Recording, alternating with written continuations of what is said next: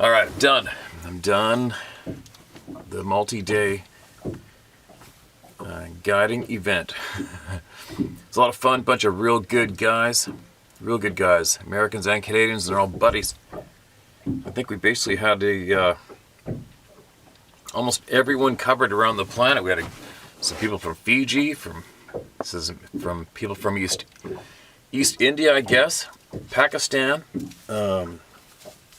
where people's heritage originated from, Japan, China, and an Irishman. Isn't that a crazy mixture? It was a lot of fun. There's a young son there. Another man brought his elderly father. We all had to call him uncle. And I can start off with telling you guys a funny, all right?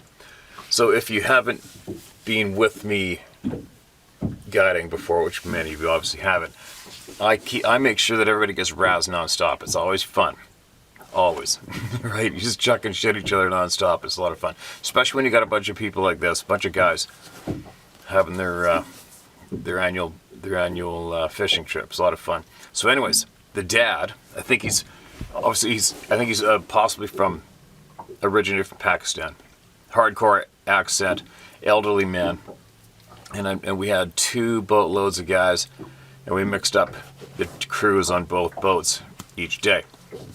So anyway, these guys are a bunch of guys. We're having a good time. We're laughing, joking, and I'm nonstop chucking shit at everybody. And somebody looked over and they saw this boat. I said, "Hey, look at that boat. It's a Bertram. It's a real good boat." And I looked. I said, "Yeah." I go, "That looks just like the boat from Gilligan's Island. You remember that show?" And everybody starts laughing. "Oh yeah, Gilligan's Island." And there's a little bit of a pause, and we're trolling along, we're fishing. And then I looked at everybody and I go, "Hey, all right, picture it. You're on Gilligan's Island. Ginger or Marianne? Who you going for?" Right, you're deserted on an island on Gilligan's Island. Who you going for? And it was so funny. The elderly man piped up right away and goes, "I think it would have to be Marianne." Oh my God, it brought down the house. It was so funny. He was such a good old guy. Great sense of humor, very intelligent man. I think he said he used to be a police officer in India years back too. Anyway, I don't know if you find that funny or not, but if you'd have seen the man and heard his delivery, it was so funny. It brought down the house. Like, "You dirty old dog, you had a crush on Marianne all these years." It's a lot of fun. Anyway, moving along. Obviously, you guys are getting the B-roll version today until I get back tomorrow, and we'll get back onto the regular method of sharing emails. I am so sunburnt and done, it's ridiculous. So I'm hiding in my boat. You can hear the water slapping on the hull of the boat. Now listen to this. This is titled "More and More Puzzle Pieces and Old Family Experiences." Hello, Steve. I watch you every day. I've learned a lot and had a lot of things that were strange that happened to me and others explain now. Rest in peace, Scott Carpenter. What a good and honest man. He's trying to help me with a situation, these things bothering me and scaring me on my morning walks. It's been very frightening, but I refuse to give up my daily walks no matter how scared I have been. I've had the mind speak thing. They have touched me, and I've seen some kind of transparent thing climbing a tree, so it's not been fun. Aside from what is currently happened to me, I wanted to relate some stories from my childhood, which, while they seemed so bizarre back then, makes sense now. This stuff took place in Wheeling, West Virginia area. This is about 1950s time period. My family lived there at the time. My mom would talk about being kept up at night by something screaming on the hill at night. And she and her sister would not be able to sleep because of it. Then my uncle had a milk delivery route. Those days, he would walk from house to house collecting the bottles, and he told of being followed. Something was shadowing him in a nearby creek. He could hear the footsteps splashing, and they would stop when he would stop. This happened to him several times. He didn't know what it was. Then another time, my aunt snuck out of the house to attend a party with some friends. When they returned, they dropped her off a couple blocks from the house so the lights from the car wouldn't alert my grandparents. She heard some twigs snapping, and the next thing she knew, something came rolling off the hill right beside her. It sat there in a ball for a moment, then it stood up. She was under a street light, so she got a good look at it. All she said was it was bigger than her, and it had the face of a monkey. She was hysterical by the time she got home. She was so scared, it took them all night to calm her down. And finally, there was the story of some raccoon hunters out one night with their dogs. This thing was in the same area. The dogs were on the scent of a raccoon, barking like they had one treed. Just as the men almost caught up to the dogs, they hear the dogs start screaming, and they hear something big in the underbrush. Next thing they knew the dogs were running at them, then past them, headed for home. They took off running to all the way back with whatever it was behind them. They opened the door to the house. The dogs and men ran to the door, and whatever it was hit the door repeatedly before leaving. The woods and underbrush in the area are very dense, and it's very dark in the woods, or at least it was back then. At the time, there wasn't any talk. At that time, there wasn't any talk, at least that I was known, about Bigfoot, so that wasn't something that was considered. I used to think that Bigfoot phenomena was something that happened in remote areas. I know that's not true now. And what my aunt experienced was more than likely a sighting of one. Please keep sharing away, Steve. There's always something you can learn if you just take the time to listen. I appreciate the time you put into this. Oh, and just one comment on the thing you said about getting someone else to read these emails. I think a lot of people trust you, Steve, and not to disclose locations or names, and they might not feel comfortable telling these accounts to anyone but you. Just a thought. Thanks, Linda C. All right, Linda. Appreciate that email. That's a lot, right? That's a lot of info and a lot of experiences directly related to one person in the neighborhood. It's kind of creepy. Imagine something rolling down underneath the frickin' streetlight like that and standing up and looking at it and he's bigger than you. That would suck. And Scott Carpenter, rest his soul. He helped a lot of people, right, you guys? He helped a lot of people. He did a lot of people helping with this topic and much more while he was here. A lot. This next one is titled, After Years, Nothing to Hide. You're gonna hear the odd boat go by, you guys. But other than that, it's fairly peaceful here, I think.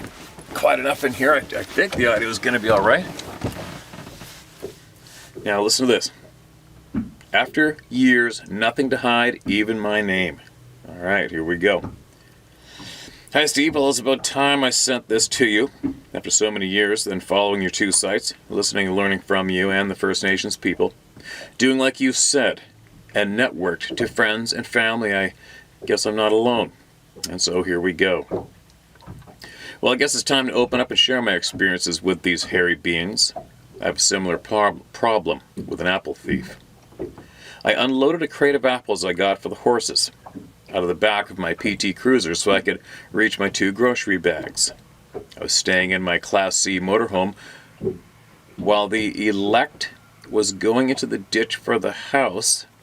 What? Might be some typos maybe. I let my dog Jiggy out while I took 2 grocery bags in and laid them in the swivel chair on the left. Jiggy went nuts and was jumping at the door to get back inside. I let her in and turned around only to see this big, hairy, human-like, reddish-brown critter, bigger than a bear in these parts, squatting down grabbing apples out of the crate. We froze looking at each other as I'm old and a bit incontinent. Sorry, one more time. We froze looking at each other as I am old and a bit incontinent. I lost my bladder as he dropped the apple in his mouth with a look of, I'm seen. Then as he stood up to about 7 or 8 feet tall, letting the apples drop from his hands and arms, I started talking to him like a scared dog. Good boy. That's a good boy. Just eat those apples. It's okay, sweetie. As I backed up, getting in the motorhome, locking the door. Well, as I peeked out the window behind the swivel chair where I put my 2 grocery bags, it was headed to the door. My cell was in the PT Cruiser on the charging cord. Never again. Well, this big fella placed its big hand against the door's window, pressing it so hard that it stripped the screws, cracking the plastic trim ring inward till only the bottom edge was connected. I kept saying, "Good boy, go get some apples." But it then went to the back driver's side corner of the motorhome. It peeled the bottom corner clear up to the back roof line. The generator broke loose and on the ground. Now, most people might think this is just an elaborate story, but now, just to keep the peace around here, I keep apples out for them, and they leave me alone. And only occasional whack on the wall of my new bigger motorhome if I don't get some apples out. This is seasonal when apples and pears and fruit are scarce, but in early summer to late in fall they are back. Kind of a symbolic relationship. I'm 71 now, and after finding out that my neighbor Jane feeds them too, she works at COOF. Then my daughter, then DJ, my retired Department of the Interior friend, has them on his 300-acre ranch.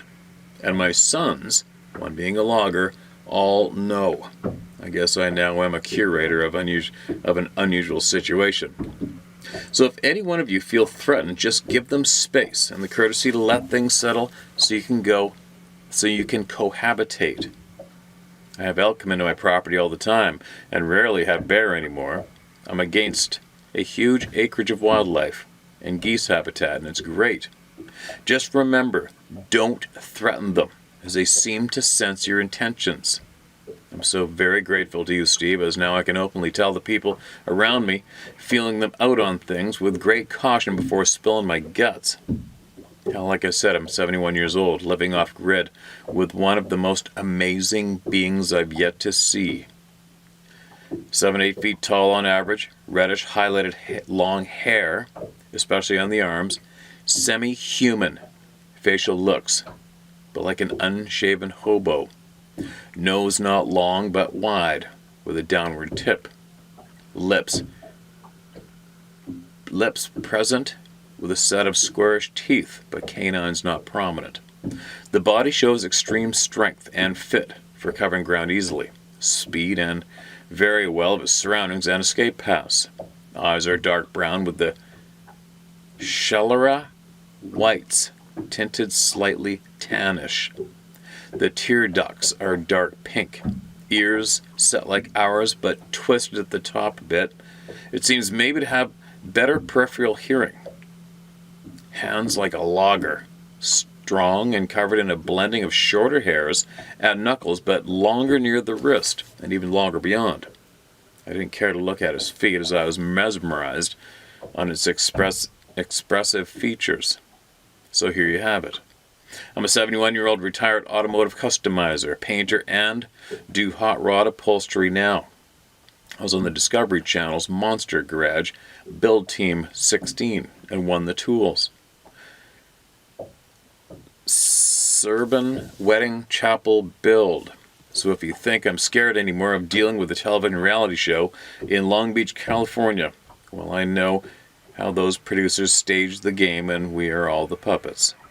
Give them hell, Steve, and just remember that when they attack you online, you are on the right track, as censorship is the sign the truth is at the summit.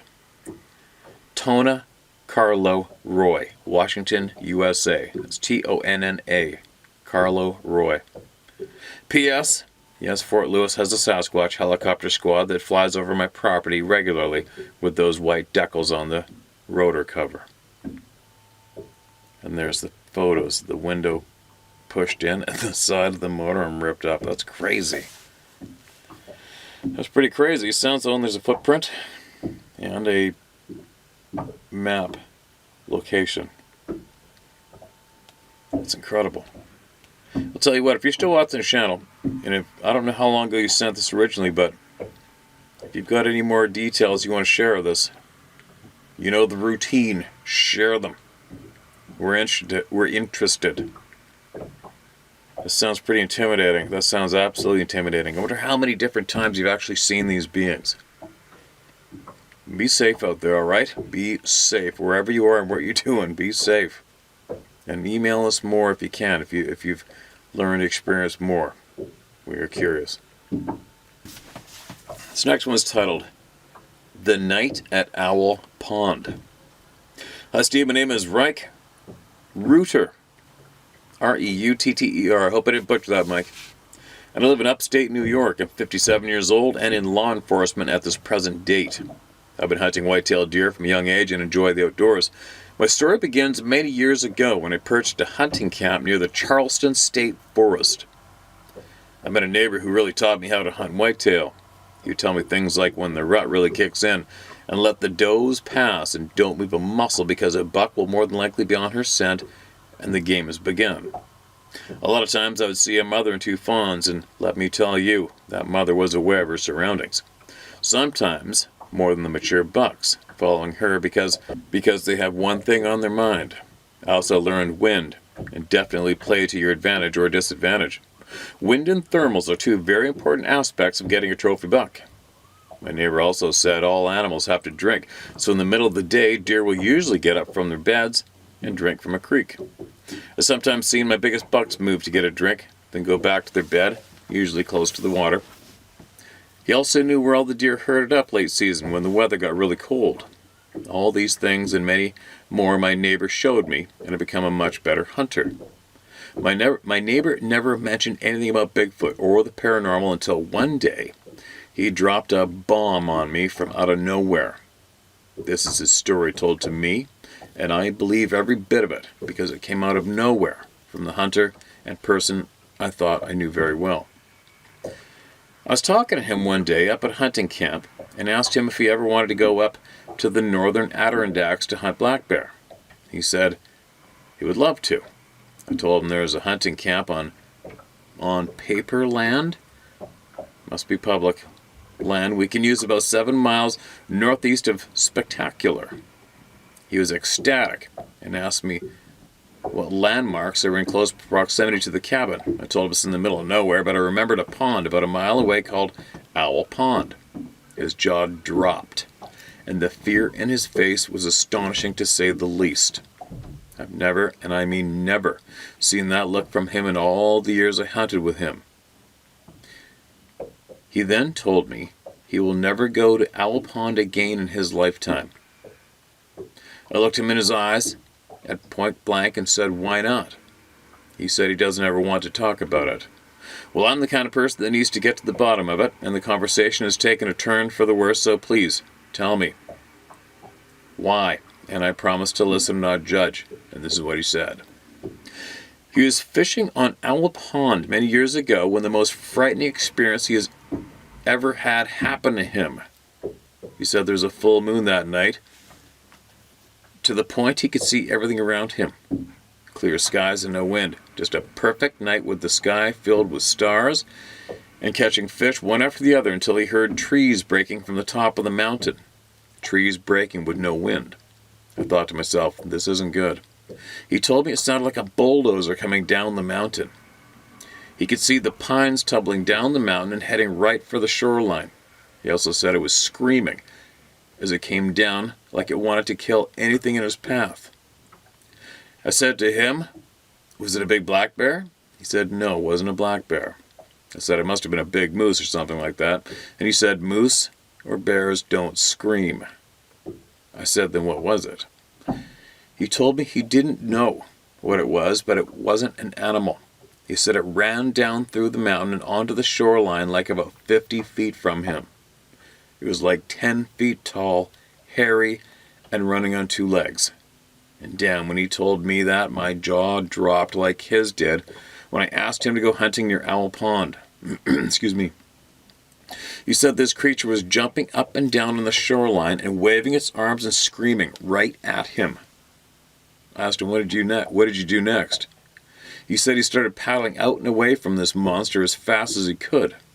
After about a minute or so of this thing going crazy, it turned and ran back up the mountain the way it came down, he told me. I asked him again what it was, and he just said it was like 3 times the size of a bear on 2 feet and covered in dark hair. This story stuck with me for years, and I truly believe every word this man said. The funny thing is, I talked to him about a year ago and brought up the subject of Owl Pond, and he remembered the story. He told me to a T. That just goes to say the story is real, and these creatures do exist. Keep up the good work, Steve. Honesty and sincerity go a long way in this world because there's not enough of it. There's not a lot of it left. Respectfully, Mike. Appreciate that, Mike. Welcome to the club. Right? You're in. You're in the club. It's great when people can trust people, right?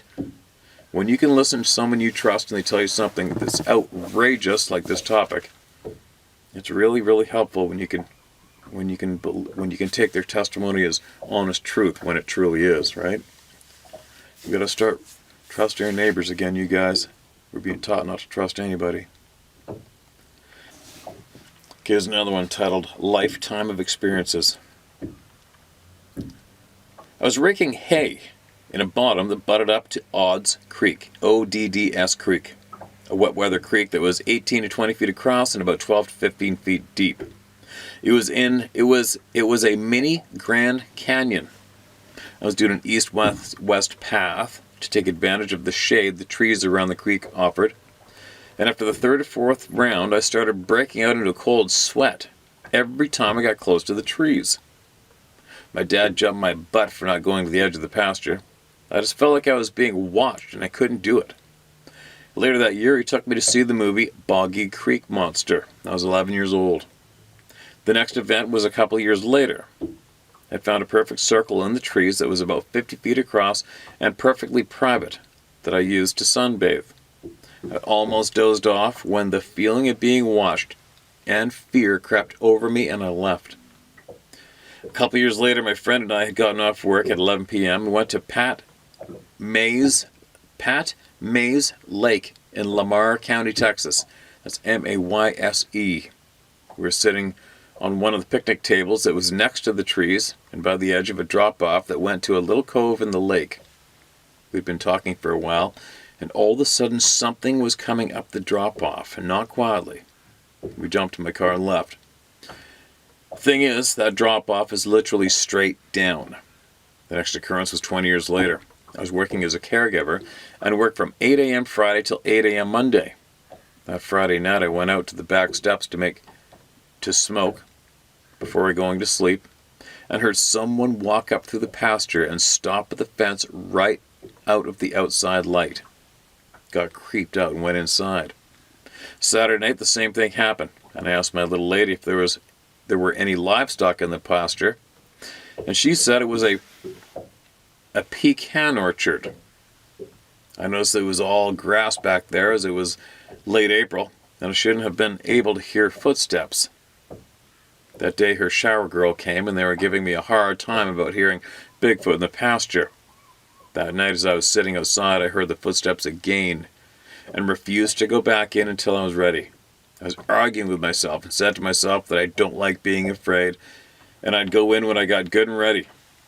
I stayed there a while longer to prove the point and with shaking legs finally went in. Wow. That week my daughter and I were going to Wally World and saw the Texas Bigfoot Hunters truck and trailer pull out of Wally World as we were pulling in. Crazy, I didn't even know there was a Wally World, for real. That next Sunday I was at work and on the front page of our town's newspaper was a story of footprints found at the same lake as before. The creek behind her house is fed from runoff from the lake. That same Sunday I was sitting on the steps out back waiting on laundry to finish and I was trying to figure out why there were contrails everywhere in the sky. They were running east and west and were barely above treetop level. I was looking west and noticed a plane, and then noticed it had no tail wings and the windows were round. It was too low to the ground for the size of it, and the color looked silver. So basically, from my vantage point, it looked like a tube shape. I blinked from the sun and it was gone. It was the first time I had seen chemtrails. In all these instances, I don't remember ever smelling anything, just a cold fear creeping up. The first two I didn't have a clue what caused the irrational fear. When it came up the drop-off at the lake, I knew what it was. Same with the next 3 times. I've always accepted these beings as real, but have never believed that aliens or anything of such. Still don't believe in aliens. I still don't believe aliens exist. I figure the powers that be created these crafts that have been seen. Because of all the experiences over my life, I had seeing one of these beings on my bucket list. That was until I found your channel 3 or so years ago, and I realized I was one of the lucky ones. Thanks for giving everyone a place to talk about what has happened to them. It has helped me understand what happened to me. Well, that's good news. Holy cow, I'm starting to melt. I think that's why I might be butchering some of the reading. I appreciate your email.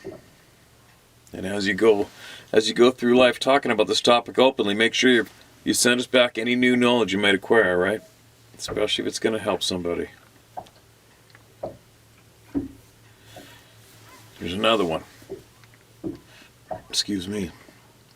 This is titled Student of Professor Grover Krantz, 1978, WSU.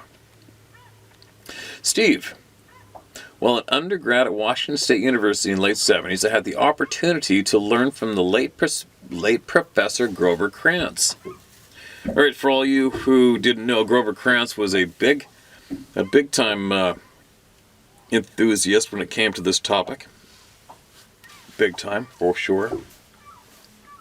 At that time, Sasquatch was considered to be similar to a dull gorilla, related possibly to some long-lost primate that lived a reclusive life in many parts of the world. The only acceptable proof of Sasquatch would be a physical piece of being or an entire animal, or that was the belief at the time. I had no doubt that this creature was real due to the number of huge hand and footprint casts in Professor Krantz's office, which I was allowed to see.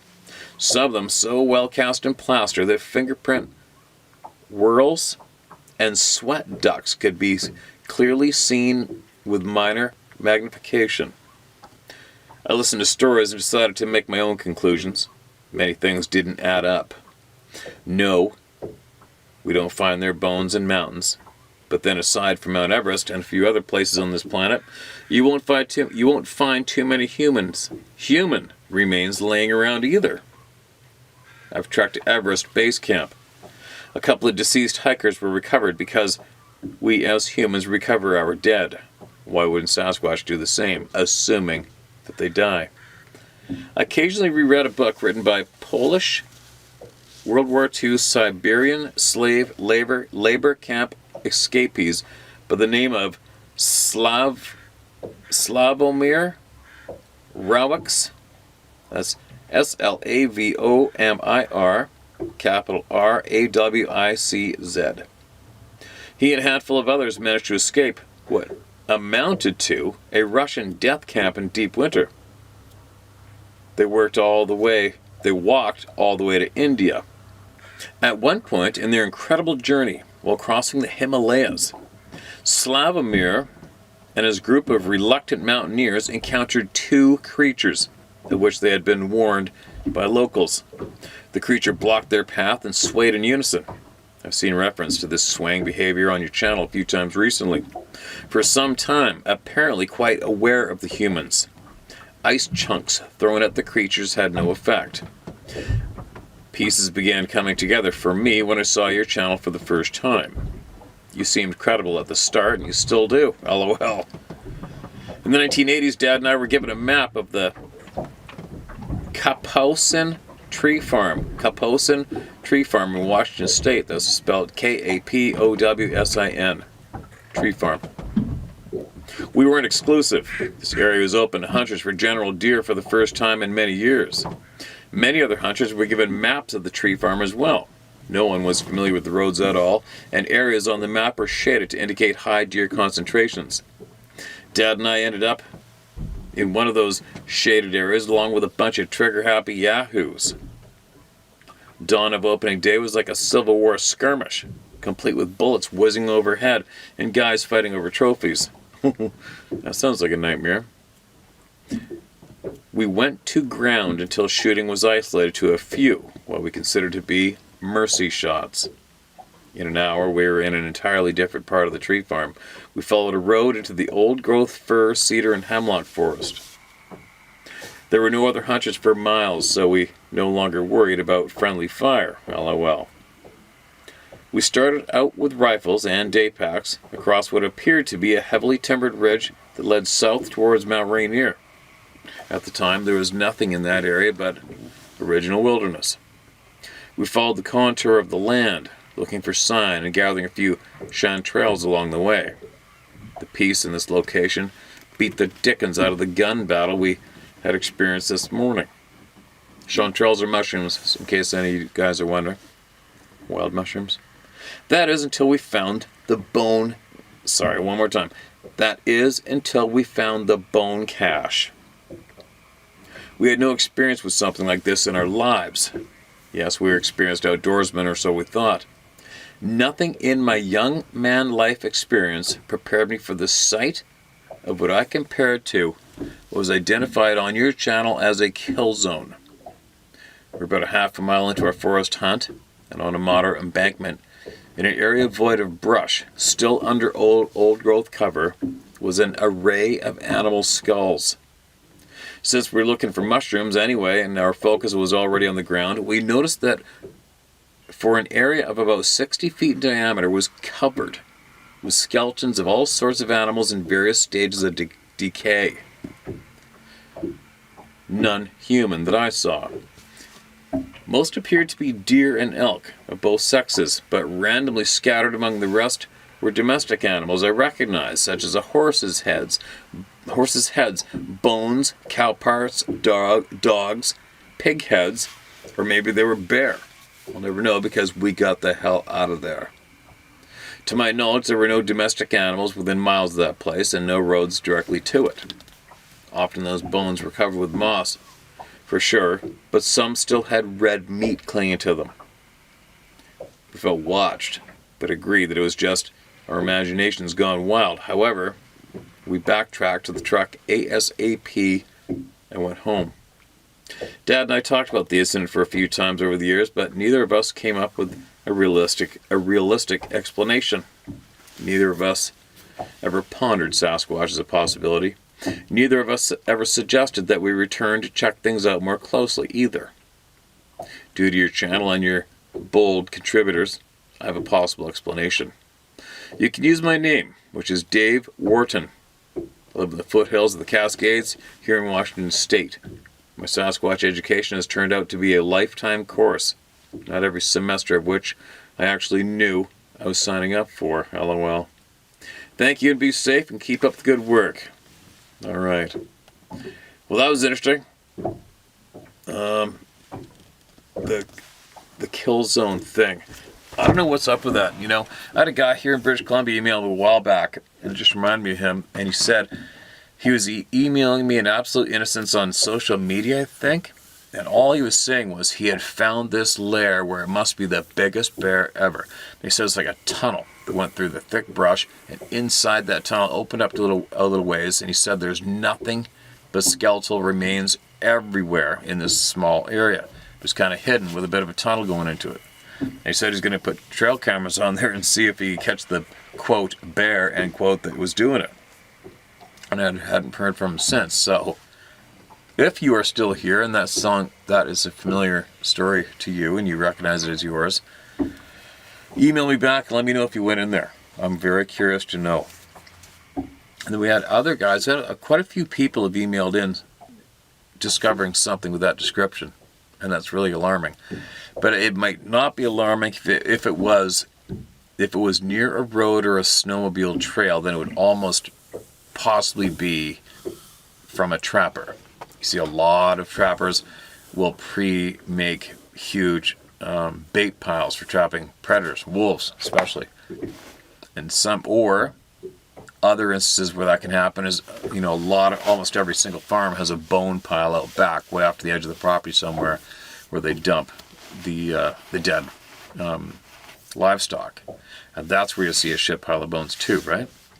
But the only place I've come across a pile of bones was where a real steep draw drained into two other draws in a big river. Real steep. And right at that intersection, we camped there. It was a fly-in remote hunt. And there was elk parts and moose parts and ribs and the odd bone strewn about all over the place. And it was also a natural mineral lick. So obviously the wolves were hammering on the game in there. They learned how to do that shit too, right? But it sounds like it may be something other than a trapper's bone pile or a natural mineral lick where predators constantly prey on ungulates. The horse head and the pig head. That's all raises the big eyebrow, right? Crazy. Very crazy stuff going on. These are all from currently in the dropped into the email. All right. What else we got? Next one was titled, "What the F again?" ? Steve, I love to put all my experiences in one email, but you've read them all. However, I can continue to relate current, ongoing encounters. As always, you can use my name. Thursday, August 10th, 2023. Time 6:15 p.m. Pacific Time. Temperature 52 degrees Fahrenheit. Winds north-northwest, 15 miles per hour with gusts of 25. Skies mostly clear. This information is needed to understand this crazy experience. I own a 1999 Dodge 24-valve Cummins Ram 2500. It has a vacuum leak at the rubber L fitting and makes a loud whistle while driving. It sounds like one of those native flutes they used to sell at every tourist trap in the 70s. It has basically two tones, one high and the other low. So, I was out looking up old places I used to camp 25 to 30 years ago, the truck whistling most of the time. I found one of the places that I had one of my most significant and long-lasting experiences at. The hair still raised on me, and I felt I needed to exit this place fast. I did. I went back to camp for dinner. While reaching in my truck box for a quick can of stew and green beans, the forest above exploded with that very same whistling sound my pickup makes. One difference, the volume was incredible. Something was mimicking my truck. Needless to say that the Lord's Prayer has likely never been completed so quickly. My main thought after that was, I don't have enough gun. This had to be a big one. It left me quite confused and more than a little concerned for quite some time. I'm Christian. Well, as Christian as heathen like men can be. Prayer seemed to work as reported. Weeks go by and I experienced nothing up here, then boom, there's a reminder.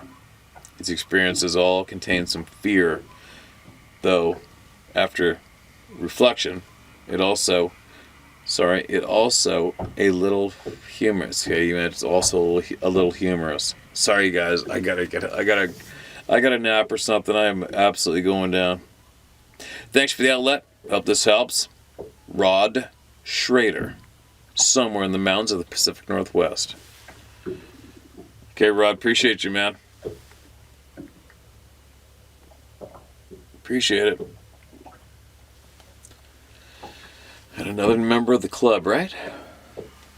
All right, I think that's a bit for me, guys. I am going cross-eyed. I can't read anymore. I'm gonna get a good night's sleep tonight. Holy. And then drive home, and I don't know if I'll be able to stop along that lake where that big branch was tore off or broken in half beside me or not. But if I can, I'm gonna go stop there for sure. But they're doing a bunch of road work and there's detours. So if I can't get in there on the way back, I'll get in there another time. And I'm gonna show you guys where I was at that lake. Maybe I'll hang out and eat a sandwich there again, maybe.